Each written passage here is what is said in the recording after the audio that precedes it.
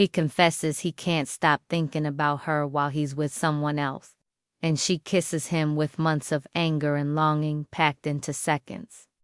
But the real complication isn't him.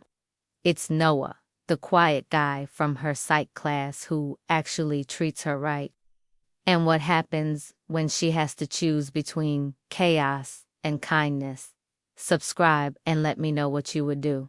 Let's begin. The first time he kissed me after the breakup, I was pinned against the leather seat of his new car in the parking lot behind the college gym just after midnight. Rain hammering the roof so loudly it felt like the sky was shaking. His hand gripping the side of my thigh through my leggings while his mouth moved over mine with months of regret and hunger. And the worst part was not that I let him do it. The worst part was how much my body had wanted it. Before we start, tell me where you are listening from and write your city in the comments. And make sure you subscribe so you do not miss the next story. But I am getting ahead of myself. Because a few hours before that kiss, I was just another girl trying to fix a broken heart on a treadmill in Alabama. The campus gym was almost empty, the way it usually was, near midnight on a weeknight. The overhead lights hummed, the air smelled like rubber mats, metal, and that faint citrus cleaner they used that never quite covered the sweat. A couple of guys were still in the weight area, grunting through their last sets. Someone dropped a dumbbell, and the sound rolled through the space like distant thunder. My playlist pounded in my ears, fast enough to keep my feet moving. Run more, eat less, forget 'em.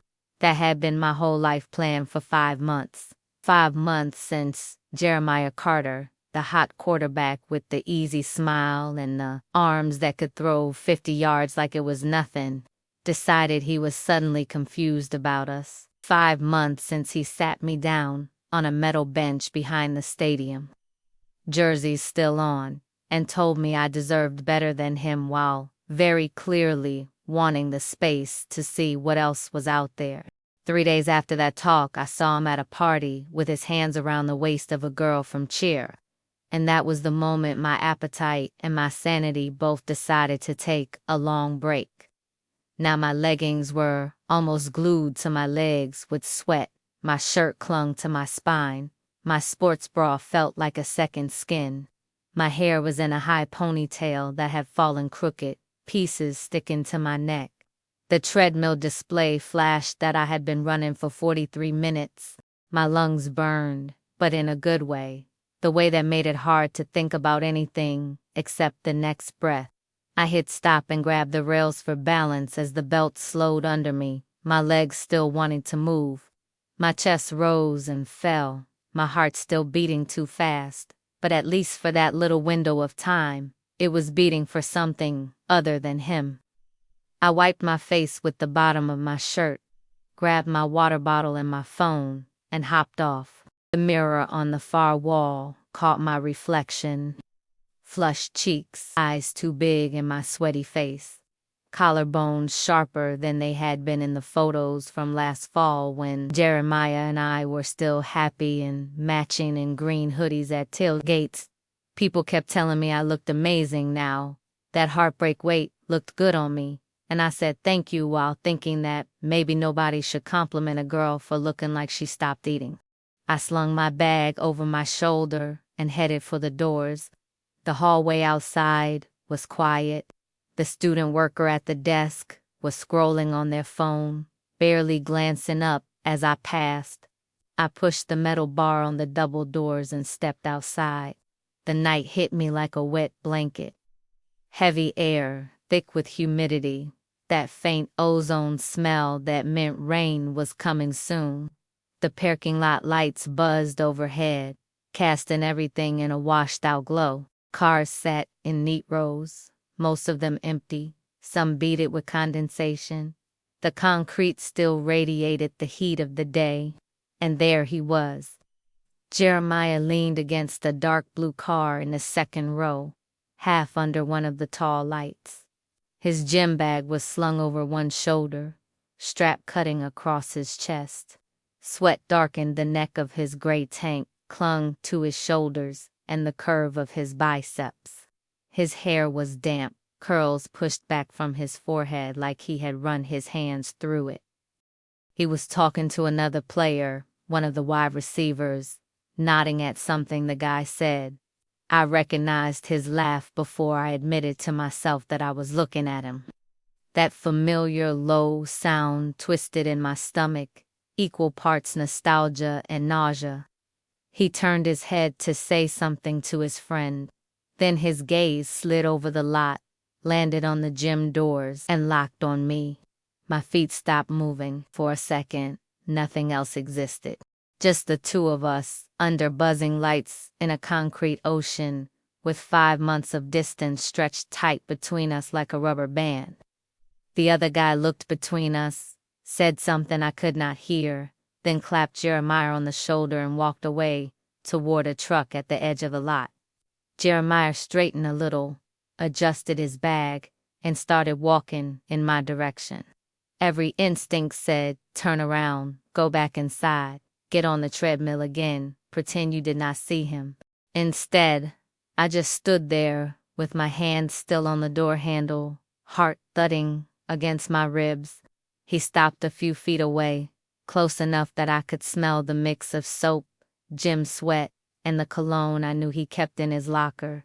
My brain flashed with stupid memories. His hoodie on my bed, his hand on the back of my neck when he would kiss me goodnight, the way he had once kissed me in the back row of the movie theater and then laughed when the couple in front of us shushed him. He said my name softly. The sound of it did something to my chest. I forced a basic response out of my mouth. Hi. The air between us tightened. It felt like the first play of a game when everyone holds their breath to see how it will go, except the only person on the field was me. He lifted a hand, then dropped it again, like he wanted to touch my shoulder, and thought better of it. I need to talk to you, he said, voice lower now. Please, just come to my car for a minute. My stomach flipped. My brain yelled no. My pride yelled no. My body remembered the way his hands had felt on my skin and whispered maybe. I looked past him at the car. It was clearly new, shiny, and spotless, dark blue paint reflecting the overhead lights. It made something sour tighten in my throat. He had a new car, a new season, a new girl. I was just the old chapter he had slammed shut. My feet still moved. I followed him across the lot, each step feeling like a decision I would regret later. The car chirped when he unlocked it. The inside light flicked on, soft and yellow. He opened the passenger side door for me. That gesture, the familiar gentleman act that I once thought meant something deep and now knew was just muscle memory, almost made me laugh. I sat down on the cool leather, sliding my bag to the floor. He closed my door, walked around, and got in on his side. The doors thunked shut, and it was suddenly quiet in that particular way that cars get quiet late at night.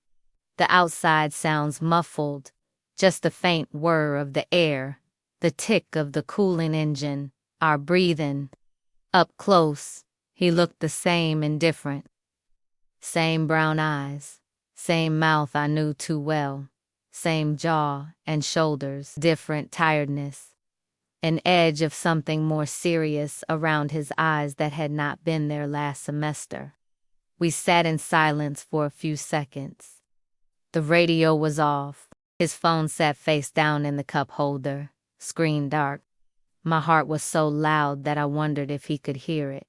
He looked over at me, eyes sweeping over my face, my damp hair, the way I held my bag strapped like a lifeline. You look good, he said. The compliment did not land the way he probably expected. It slid over the surface of me and hit all the wrong things underneath. My weight loss, the late nights, the skipped meals. I let a small smile twist my mouth, one that had no humor in it. You really should not say that, I answered. You do not get to say that anymore. He winced, like the words stung. "You all right?" he said quietly. "I probably do not get to say anything.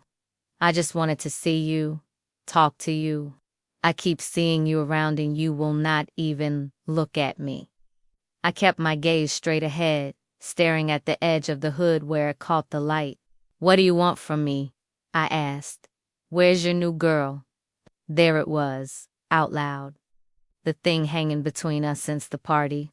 He sighed and tipped his head back against the headrest, staring up at the car ceiling for a moment before looking at me again. "This is not about her," he said. Everything in my body tightened. "It is always about her," I said. "You chose her." His fingers tightened around the steering wheel. The muscles in his forearm flexed. "I chose wrong," he murmured. Anger flashed, hot and sharp. "You did not choose wrong. You chose what you wanted. You just did not want to admit it out loud." He blew out a breath. "You are mad." He sounded almost surprised, like he had expected me to be sad but forgiving, not angry. "Mad is not a big enough word for what I am," I said, finally turning to look at him full on. "You broke me and then pretended I would be fine. Like I was just going to sit in my dorm and wait for you to circle back once you got bored." He flinched again, but he did not look away. "I see you at the track," he said. "You look like you are running from a fire." "You lit the fire," I snapped. The tension in the car rose with every word. My chest felt tight. My hands shook slightly in my lap. Outside, thunder rumbled far away. He swallowed, and when he spoke again, his voice was softer. "I did not come here to fight," he said. "I came because I am tired of pretending I am fine when I am not." I almost said join the club, but the words stuck behind my teeth. He scrubbed a hand over his face, dragging his palm down his jaw. "I keep replaying the last night we were together," he said. "The way you cried in my truck. The way you could not look at me. I thought I was doing the right thing. I thought giving you an out before the season got crazy would be better than dragging you through it while I figure myself out. Then that other thing with Taylor happened, and I told myself it meant we were not supposed to be together anyway." Hearing her name made my stomach clench. Taylor, the cheer girl. The one everyone said looked perfect with him. He stared at the dashboard. "I thought I could move on," he said. "She is fun. She looks good at my games. People say we are the perfect couple, but I will be with her and suddenly I hear your laugh in my head. Or I will smell your vanilla shampoo when someone walks by and it will hit me so hard I forget what I am doing. I am at a party and every time the door opens I look up and hope it is you." My throat tightened. I hated how much I wanted to hear all of that, and hated that it felt like a bomb and a knife at the same time. "You do not get points for missing me," I said quietly. He turned toward me, leaning his elbow on the center console, angling himself closer. "Tell me what I am supposed to do," he said, voice low. "I am with her. I am thinking about you. Every day. Every night. I am losing my mind." There was rawness in his voice that I was not used to hearing. Jeremiah usually lived in charm and confidence. This sounded closer to desperation. It should have made me feel powerful. Instead, it made me feel tired. "You are supposed to leave me alone," I said. "That is what you are supposed to do. Pick your team and stay on it." For a second, neither of us moved. Then something in me snapped. Maybe it was the way his eyes looked in the dim light. Maybe it was all the lonely nights. Maybe it was a part of me that wanted proof that I was not the disposable one in this equation. I moved before I could talk myself out of it. I leaned in, grabbed the front of his tank, and kissed him. There was no slow build-up, no question. My lips crashed into his with months of anger and longing behind them. It surprised us both. He went rigid for a half second, then his control shattered. He kissed me back with a force that knocked the breath out of me. His hand left the steering wheel and grabbed my waist, fingers digging into the curve of it. He hauled me across the seat, closing the space between us so fast my bag knocked into the center console. His mouth was hot and hungry on mine, the way I remembered from late nights parked behind the library. Only this time there was an edge to it, something almost frantic. I tasted sweat and peppermint gum and the memory of every time he had ever made me feel like I was the only girl in the world. His other hand slid up my back, over the damp fabric of my shirt, his palm fitting against the space between my shoulder blades. He guided me closer until my chest pressed into his, my knees bumping the side of his seat. Outside, rain finally started, fat drops hitting the windshield in uneven splats that quickly turned into a steady drumming. The sound wrapped around us, turning the car into its own little cave. My fingers sank into his hair, damp curls soft against my skin.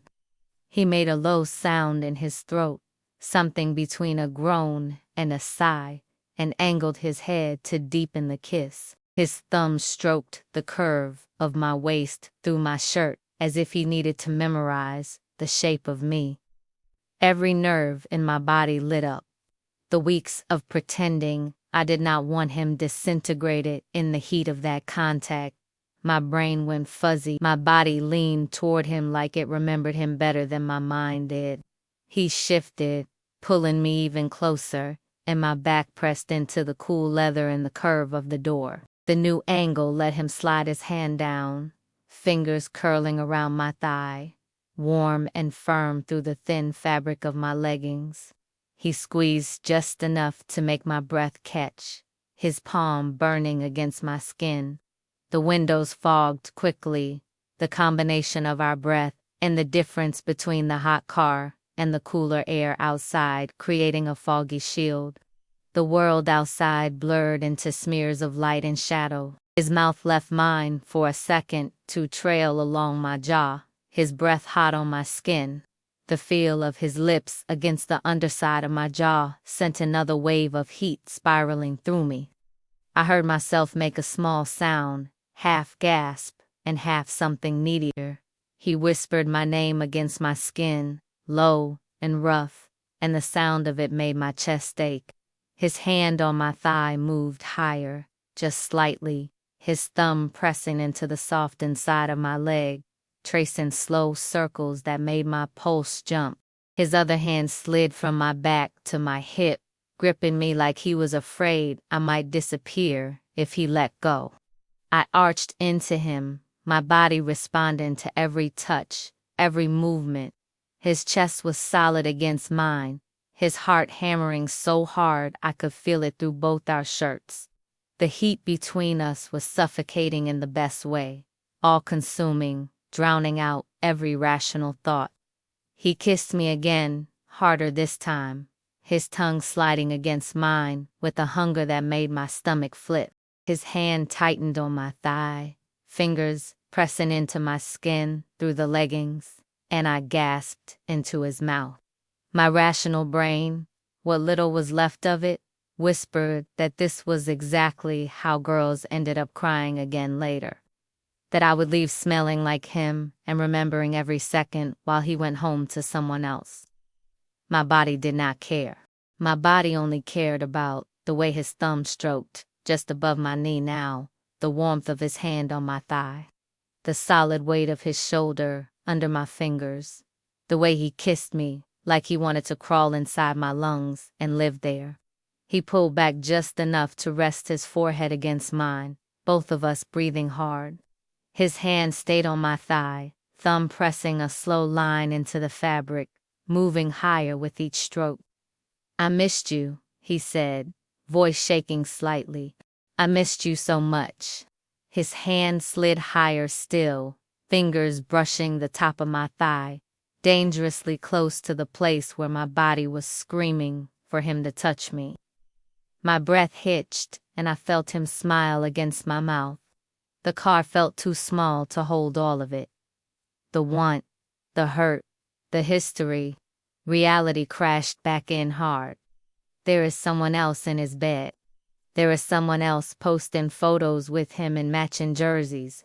There is someone else who thinks he is hers. I put my hand flat on his chest and pushed back, sliding a few inches away on the seat. "This is a mistake," I said. My voice sounded scraped raw. He blinked at me like he was trying to come back from somewhere far away. He reached for me again, and I shook my head. "You just told me you are with her," I said. "You are not confused. You are greedy. You want both. I am not going to be your extra." His jaw tightened. "Tell me what I am supposed to do," he said again, softer now. "I fall asleep next to her and think about you. I wake up and think about you. I see you in the stands and it feels like my whole chest caves in. I am losing it." My chest ached. A part of me wanted to climb back across the seat and kiss him until he forgot her name. A louder part knew exactly where that road ended. Me crying, him apologizing. Repeat. My phone buzzed in my bag. I dragged my eyes away from his and fumbled for it. The screen lit my face for a second. "Ruby, where are you?" My best friend always had timing like that, chaotic and perfect. I held the phone where he could see the text. "See," I said, my voice steadier now. "He is waiting for me. I need to go." His brow furrowed. You do not get to ask about my life," I said. "Not after you walked out of it." I grabbed my bag, reached for the door handle, and shoved it open. Wet air hit my face, cooler now under the steady rain. "Wait," he said. His hand caught the edge of the seat, but he did not grab me. I could feel his eyes on my back as I swung my legs out of the car.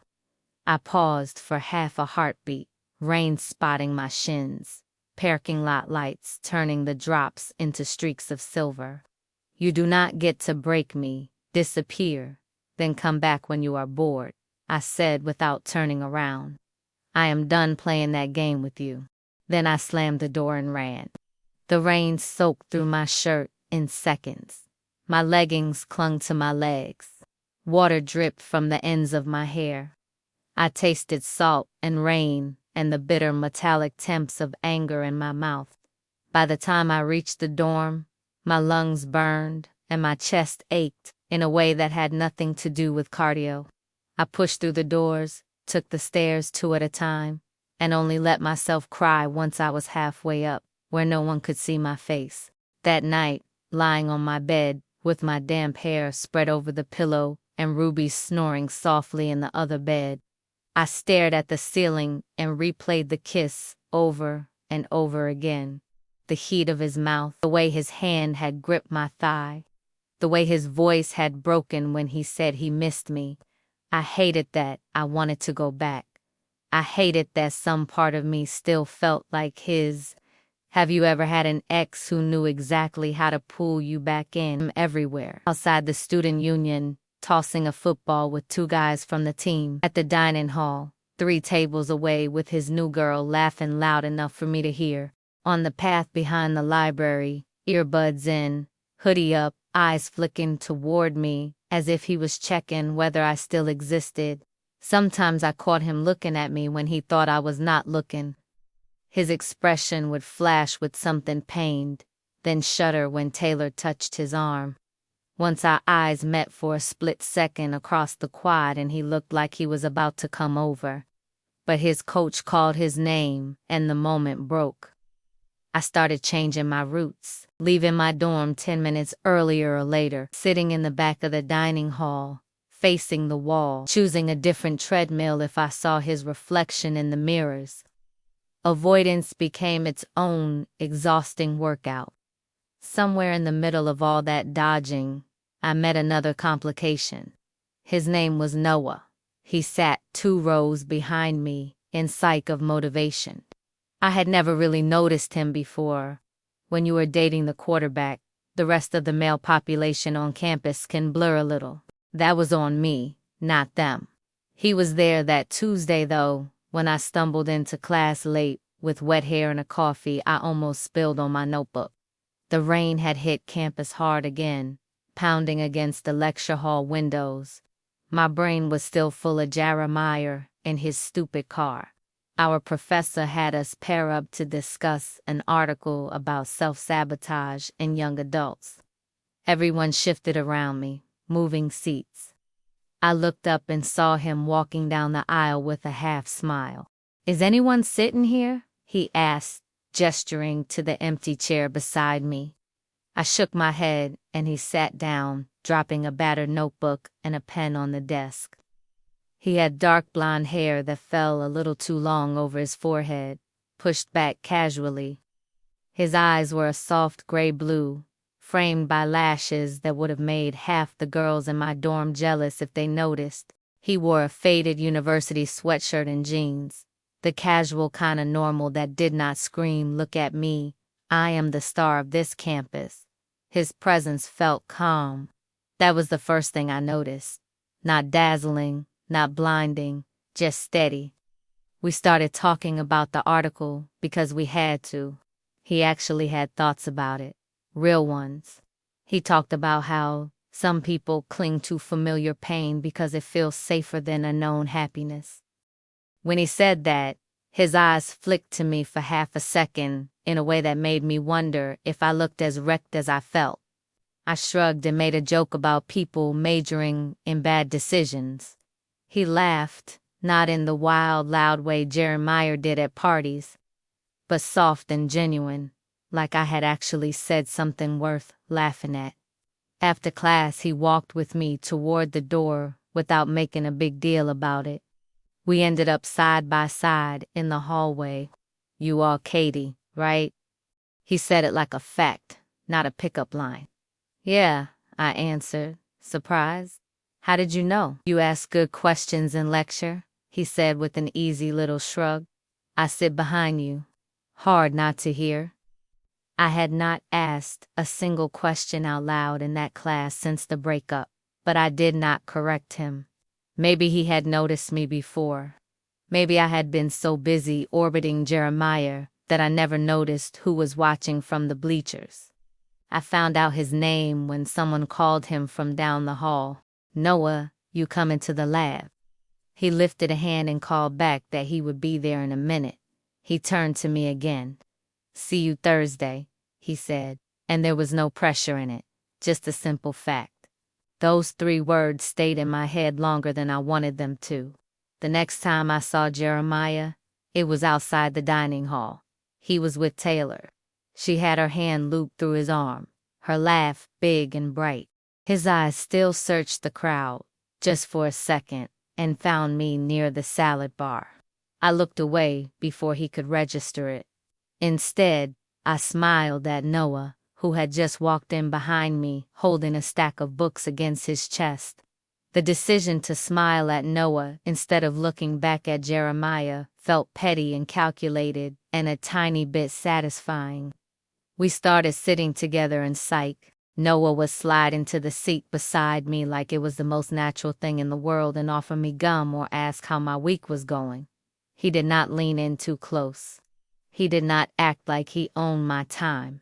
He just quietly made space for me in his one afternoon after class. It was raining again, of course. Alabama apparently had decided to audition for the part of a moody film set that month. We both forgot umbrellas and ended up huddled under the overhang outside the building, watching students sprint through the downpour. He glanced at my sneakers, already damp. "You want to wait it out?" he asked, "or make a run for it?" I nodded toward the rain. "If I get my leggings any wetter, they're never coming off again," I said. He choked on a laugh, then looked flustered. "I mean, yeah, no, I get it. Rain and leggings, dangerous combo." His cheeks turned a little pink and something in my chest warmed. It was cute, genuine, not polished or practiced like Jeremiah most of the time. We waited together under the overhang, talking about stupid things, about professors and dining hall food. about how he worked at the campus bookstore part-time and how I had always wanted to work at a coffee shop just so I could learn how to make pretty drinks. He looked at me with genuine interest when I talked, the way someone does when they are not just waiting for their turn to speak. When the rain slowed, we walked back to the dorms side by side. Our shoulders brushed once, and I felt it in that same place in my stomach that had lit up in Jeremiah's car. Only this time, the feeling was softer, less frantic, more curious than desperate. The thing is, I did not start thinking of Noah as a real option at first. I thought of him as a distraction, a safe distraction, someone I could laugh with. Someone who did not come with a history full of broken promises and locker room rumors. Someone who did not have my heart under his cleats. And the petty, immature, hurt part of me liked that Jeremiah saw us together on campus. Worlds are small. People talk. People notice. The first time I knew for sure Jeremiah had noticed was at the student union. I was sitting across from Noah at a table, our notebooks open, highlighters scattered between us. We were studying for a quiz. I cracked some sarcastic comment about our professor's obsession with pop quizzes, and Noah threw his head back and laughed in a way that made me grin. Just to watch him.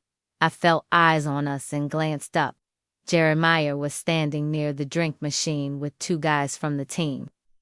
He was supposed to be filling his cup. Instead, he was staring straight at us, at me, at Noah. His jaw was clenched so tight, I could see the muscle working.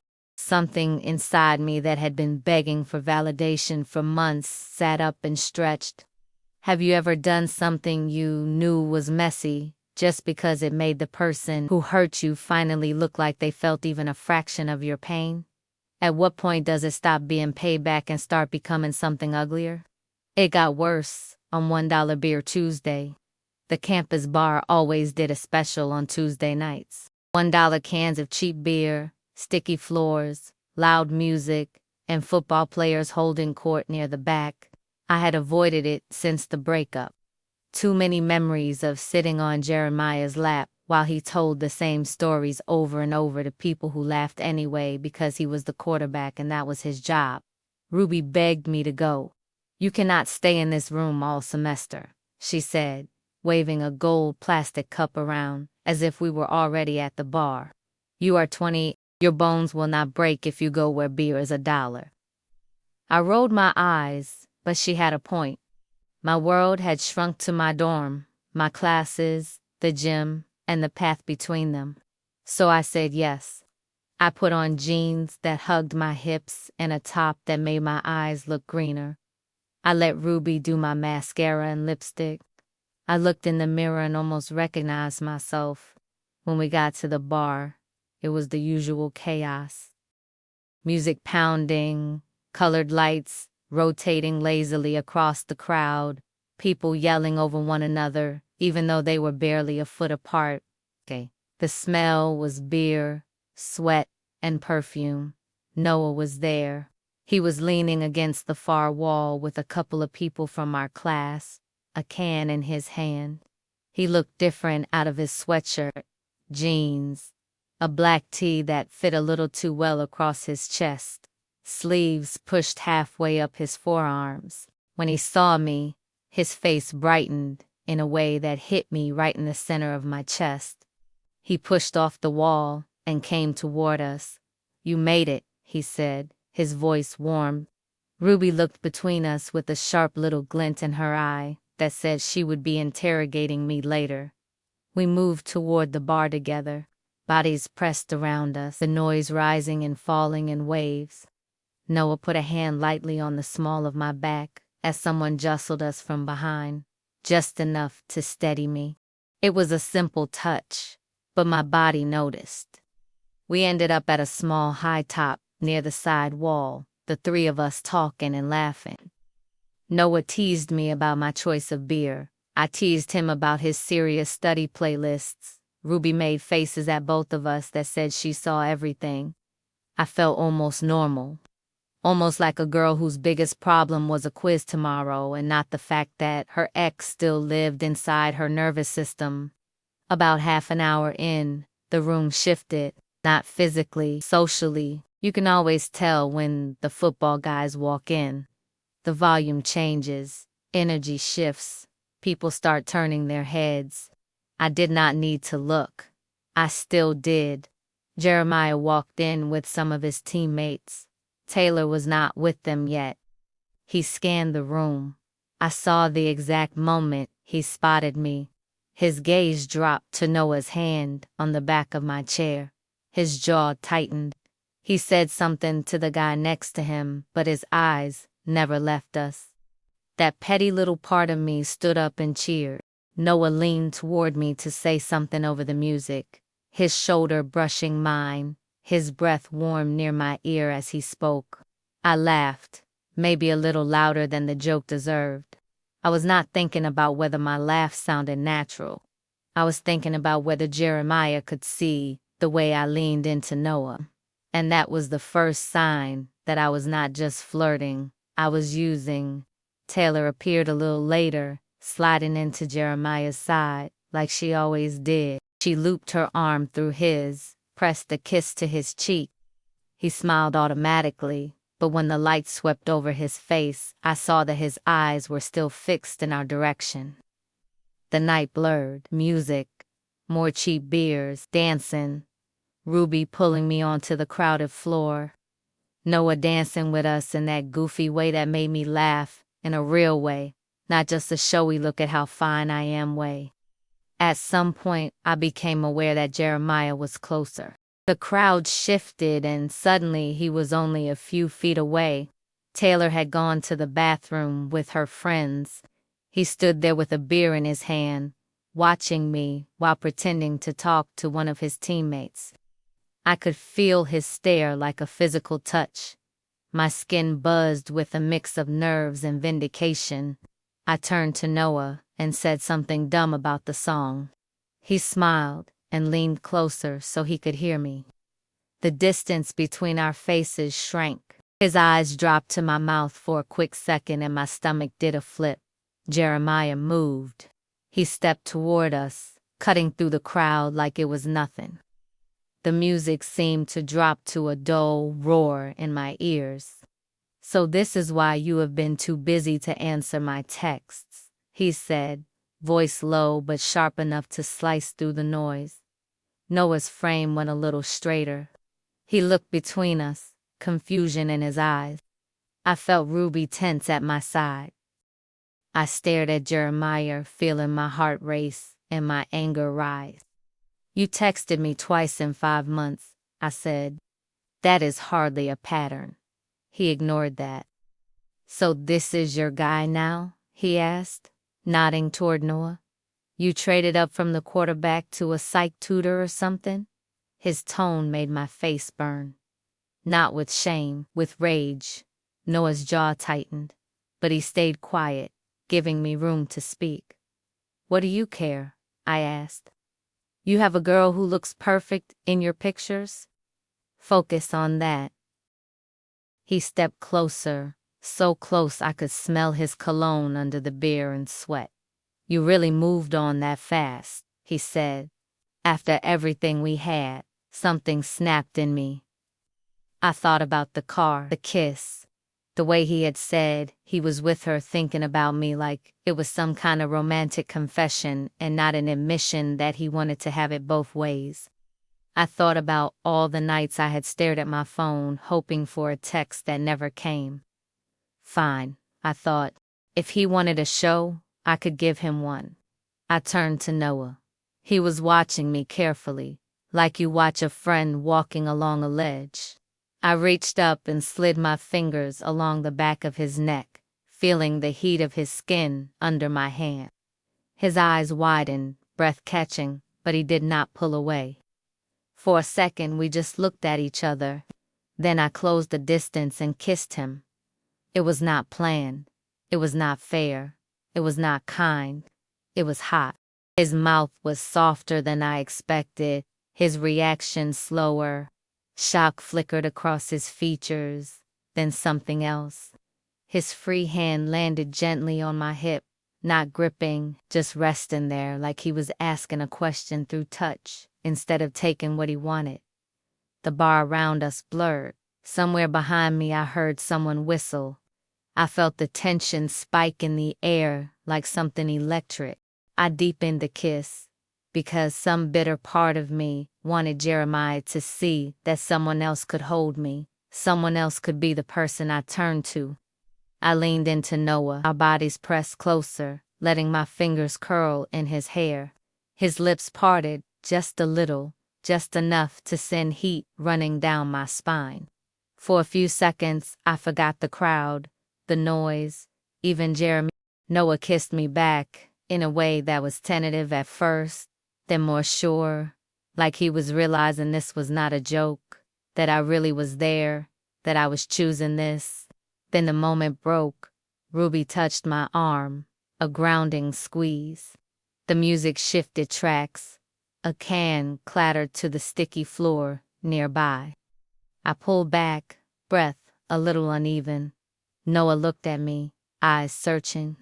There was something like hope there, and something like confusion. Over his shoulder I saw his face was tight, almost ugly in a way I had never seen before. His hand clenched around his beer can, knuckles white.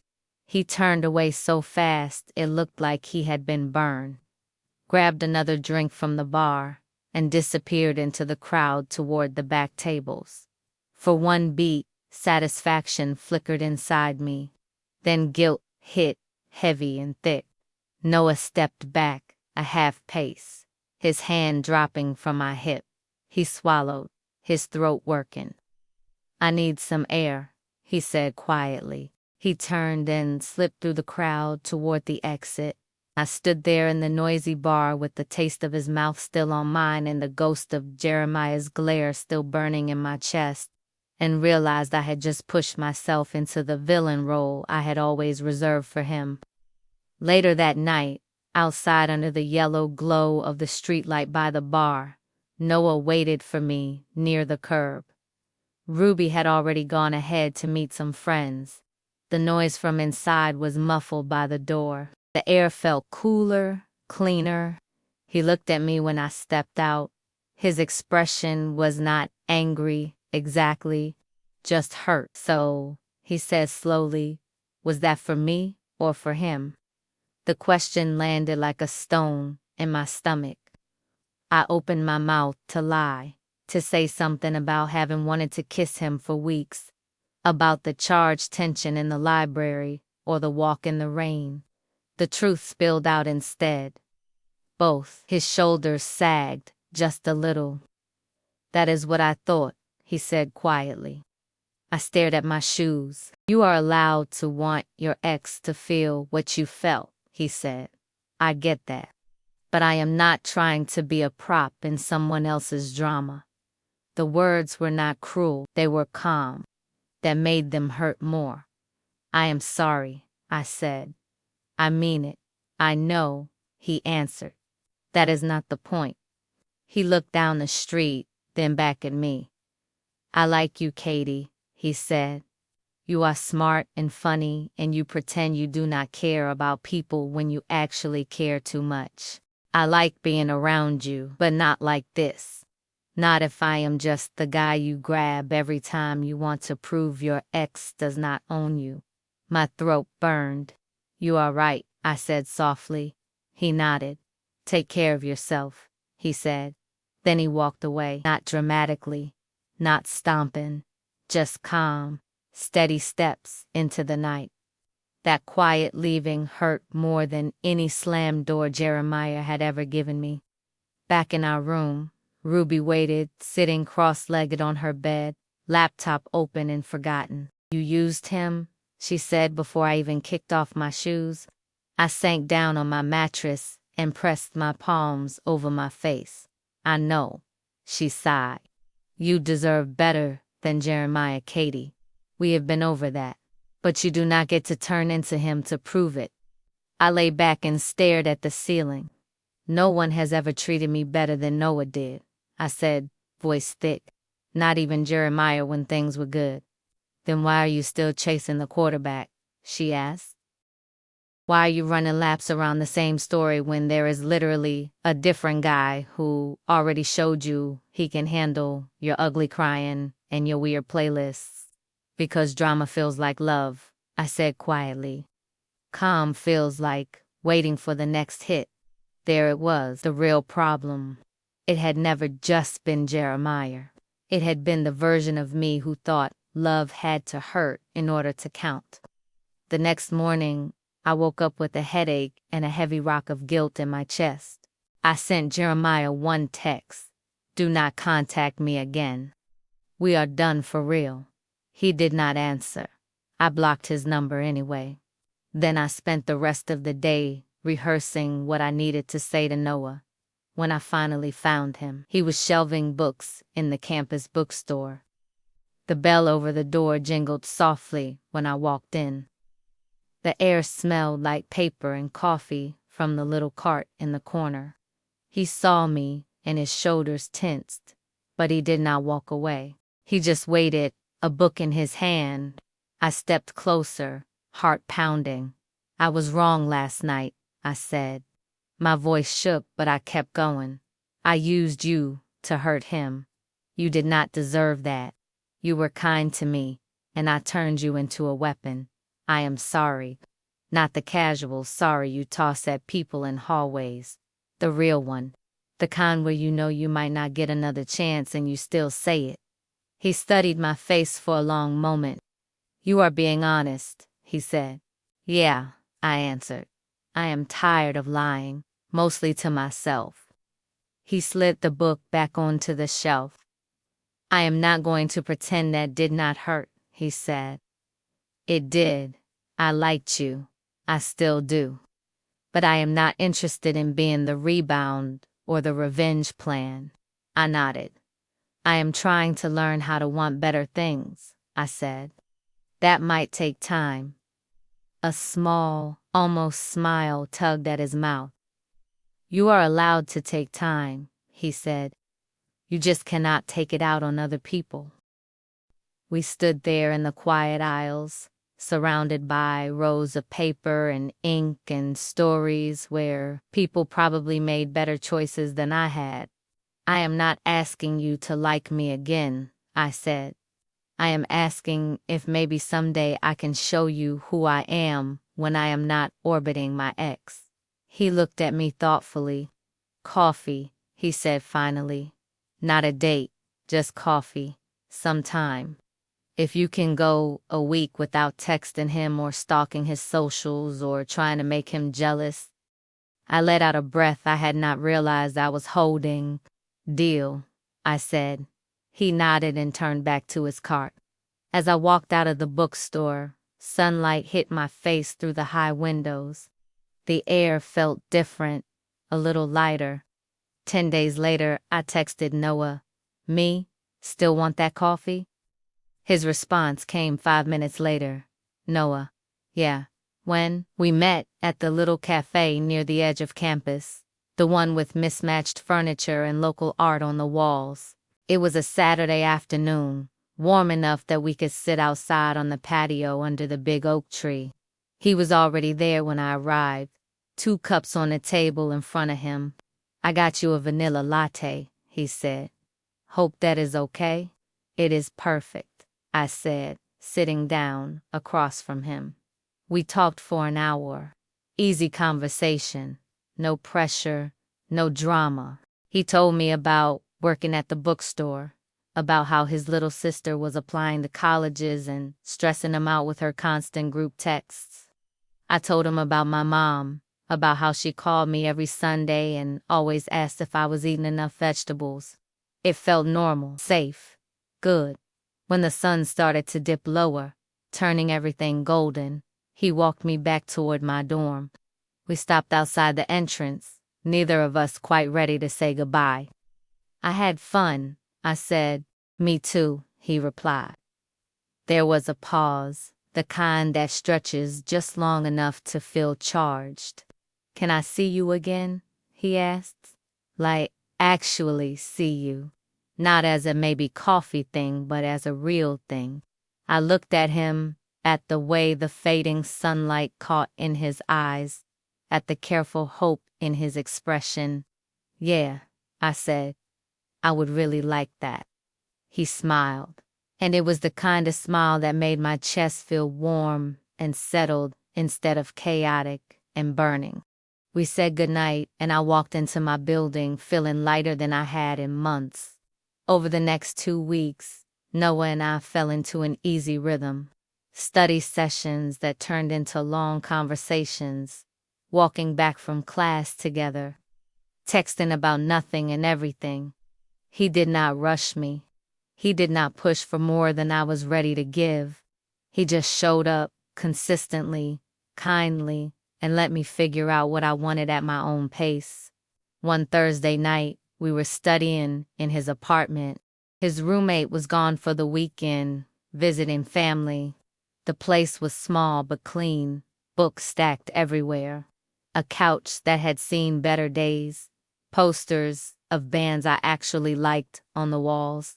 We sat on the floor with our backs against the couch, notebooks spread out on the coffee table, a half-eaten pizza between us. I cannot focus anymore, I said, rubbing my eyes. My brain is full. He laughed. Same. Want to just watch something? Sure. He got up and grabbed the remote, settling back down beside me on the floor. Our shoulders touched, a comfortable proximity that felt natural now. He pulled up a streaming service and we scrolled through options, debating the merits of comedies versus action movies. We landed on something in the middle, a thriller neither of us had seen. About 20 minutes in, I realized I was not paying attention to the screen. I was paying attention to him. The way he laughed at a joke, the way his hand rested on his knee, close enough to mine that if I shifted just slightly, we would be touching. He must have felt me staring because he glanced over. What? He asked, a small smile playing at his mouth. Nothing, I said. Just thinking. About what? About how different this feels, I admitted. Being here with you. It is not chaotic. It does not hurt. It just feels good. His expression softened. That is kind of the point, he said quietly. Our eyes held for a beat longer than necessary. Then he leaned in, slow enough that I could have pulled back if I wanted to. I did not pull back. His lips met mine, soft and careful, like he was asking permission with every movement. I kissed him back, my hand coming up to rest on his chest, feeling the steady beat of his heart under my palm. The kiss deepened, still gentle but with more heat behind it. His hand slid to my waist, thumb brushing the strip of skin where my shirt had ridden up slightly. The touch sent a shiver through me. I shifted closer, turning my body toward his, and his other hand came up to cup my face, fingers threading into my hair. The kiss turned warmer, more insistent, his tongue brushing against mine in a way that made my stomach flip. He pulled back just enough to look at me, eyes searching. Is this okay? He asked, voice rough. Yes, I breathed. He kissed me again, harder this time, his hand tightening on my waist as he pulled me closer. I ended up half in his lap, my knees on either side of his thighs. Our bodies pressed together in a way that made it impossible to think about anything except the heat building between us. His hands moved up my sides, slow and deliberate, his thumbs grazing the underside of my ribs. My breath caught and he paused, pulling back to look at me again. Tell me if you want to stop, he said. I do not want to stop, I whispered. His eyes darkened and he kissed me again, deeper, more desperate. His hand slid under the hem of my shirt, palms hot against my skin, tracing the line of my spine. I arched into his touch, my own hands exploring the solid muscle of his shoulders, his chest, the way his body responded to every movement I made. We shifted, and somehow I was on my back on the floor, him hovering over me, his weight supported on his forearms. He looked down at me, breathing hard, hair falling into his eyes. "You are so beautiful," he said, voice barely above a whisper. My chest tightened, not with anxiety, but with something warmer, something that felt like trust. He kissed me again, then trailed his lips down my jaw, my neck, the hollow of my throat. Each touch sent sparks through my nervous system. His hand slid up my side again, this time moving higher, his thumb brushing the edge of my bra through my shirt. I gasped, and his mouth returned to mine, swallowing the sound. My hands found the hem of his shirt and tugged upward. He pulled back just long enough to let me drag it over his head, then his mouth was on mine again. Skin on skin, heat building between us like a fever. His hand moved to the button of my jeans, pausing there, his eyes meeting mine in a silent question. I nodded. He popped the button, slid the zipper down slowly, his knuckles brushing against my stomach in a way that made me tremble. His hand slipped inside, over my hip, his touch both gentle and possessive. The world narrowed to just us. The feel of his hands on my skin, the weight of his body, the way he kissed me like I was something precious instead of something he was trying to possess.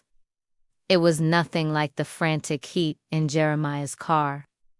This was different, slower, deeper. It felt like choosing instead of craving. His hand moved lower, fingers tracing patterns that made my breath hitch and my back arch off the floor. He watched my face the whole time, reading every reaction, adjusting his touch based on what made me gasp, what made me pull him closer. When I could not take it anymore, I reached for the button of his jeans. He caught my hand gently. "Not yet," he said, voice strained. "I want to take my time with you." His mouth returned to my neck, my collarbone, the edge of my bra where it met skin.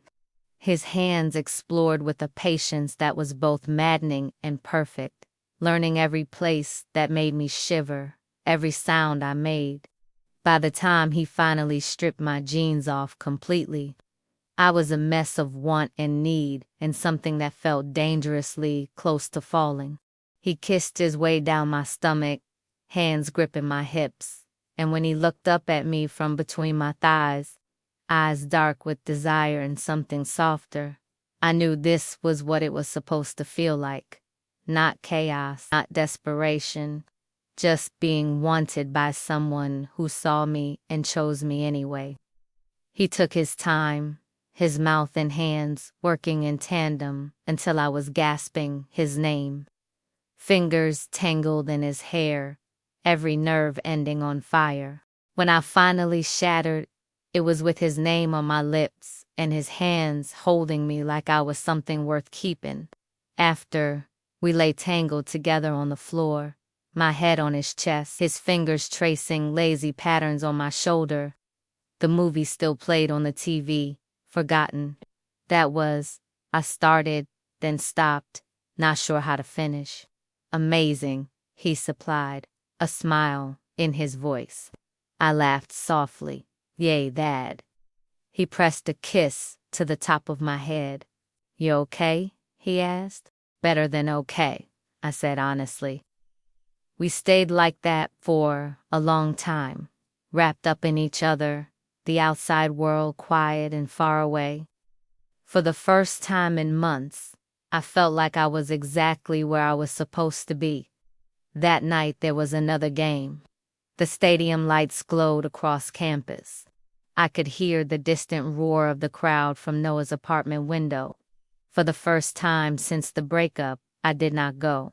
I stayed in, curled up on his couch, his arm around my shoulders, and I did not think about Jeremiah once. Later, when we walked past the empty stadium on our way back to my dorm, we climbed up into the bleachers, the seats still warm from the day. The field lights were off now, the painted lines and yard markers faint in the moonlight. I sat there and thought about that first night in the parking lot, how cornered I had felt, how powerful and powerless at the same time. I thought about how different it had felt to be with Noah, to be touched like I mattered, to be seen as a person instead of a prize or a problem. Somewhere inside me, something unclenched. I was still healing. I still had moments where I thought about Jemiah. I still felt foolish about the bar, about using Noah the way I had. None of that vanished just because I had a realization under stadium lights, but I could feel the shift. I was not running laps around the same story anymore. I was walking in a new direction with someone who made me want to be better. Noah squeezed my hand. "You good?" he asked. "Yeah," I said. "I really am." We sat there for a while longer, the campus quiet around us, the moon hanging low over the field where Jeremiah probably stood not that long ago, celebrating another win. But I did not care about his wins anymore. I cared about mine. Have you ever had to admit that you were becoming the version of yourself you once swore you would never be? Do you think you would have stayed with the safe new guy or gone back for one more round with the ex who already showed you who he was? And what does choosing yourself really look like when your heart is still catching up to your brain? If this story made you feel seen in any way, hit subscribe so you do not miss the next one. And share your own story in the comments so we can heal together. Grab a cup, your daily dose of delight.